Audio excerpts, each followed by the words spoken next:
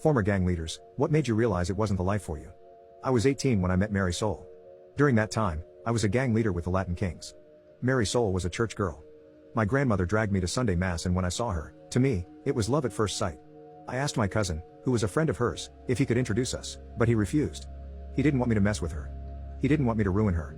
I had never met someone that I wanted to make myself better to be with. That was her. When I found out that she was going to church almost every day, I hung out by the steps, talking to her. I always walked her to and from church. She made me feel like there was more to the Latin Kings. One thing led to another, and we ended up going on a date. I felt great. For a year, I pushed myself away from the gang life, got my GED, became a regular churchgoer, and was thinking about the future when I got unintentionally pulled back in. I was at a store and ran into someone that I used to have problems with. They were running their mouths and I tried to ignore it, I swear I did. I just let them talk and I walked away, but then I got stabbed in the shoulder blade. The pain hadn't hit yet, and I lost my mind.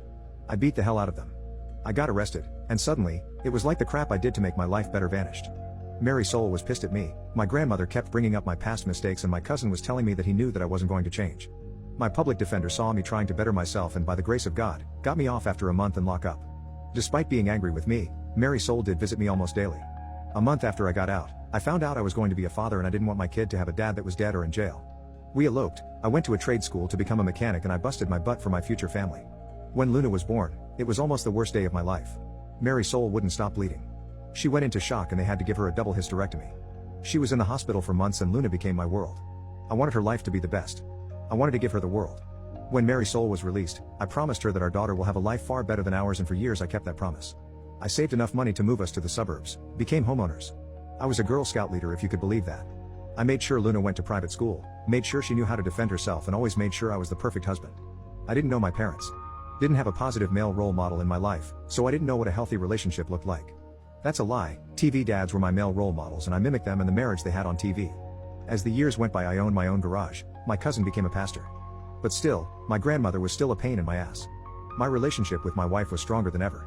I made sure I kept my prison body. Luna hated me. She didn't want me to hug her. She rolled her eyes every time I told her I loved her. Ignored me when I asked her about her day in school. It hurt me far beyond words. For 2 years, it was like that. So for her quinceañera, I wanted to go all out. I got everything she wanted and she was still disrespectful, and briefly the old me almost came out just to put her in her place, but instead, I went to my cousin, vented my frustration and doubts about being a good father, and he told me to just let her be, and he said a prayer for me. I wanted a slideshow for the father-daughter dance. I got a chunk of the pictures of us together, but I realized something. I didn't have any recent pictures of us. She didn't want to take any. The last time I had pictures of her and I smiling with me was on her 13th birthday, and those were on my daughter's broken tablet. I took that tablet, went to a repair shop and asked for it to be fixed. I didn't care about the cost. I needed that tablet fixed. After a day and $300, the tech fixed it and I was happy. I knew her passcode, but I never bothered invading her privacy.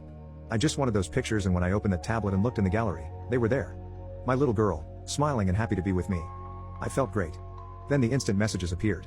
It was my daughter talking to my wife. It was a long banter that she didn't want me to dance with her, and it did hurt, but like my wife said, she's being a teenager. Then she said something that destroyed me.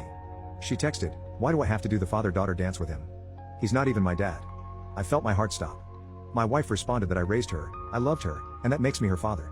But Luna responded by saying that my cousin is her father and she can't wait for her to turn 18 so she could tell me the truth and she could live with her real dad. She said she hated me. She said that she thanked God that I'm not her father. Mary Soul began cursing her out. She said it was a mistake for my cousin to tell her the truth 2 years ago, and the more they talked, the angrier I got. My wife lied to me for 15 years. My cousin, whom I confide my issues about Luna and my fears about being a bad father, not only slept with my wife, but had me raise his child.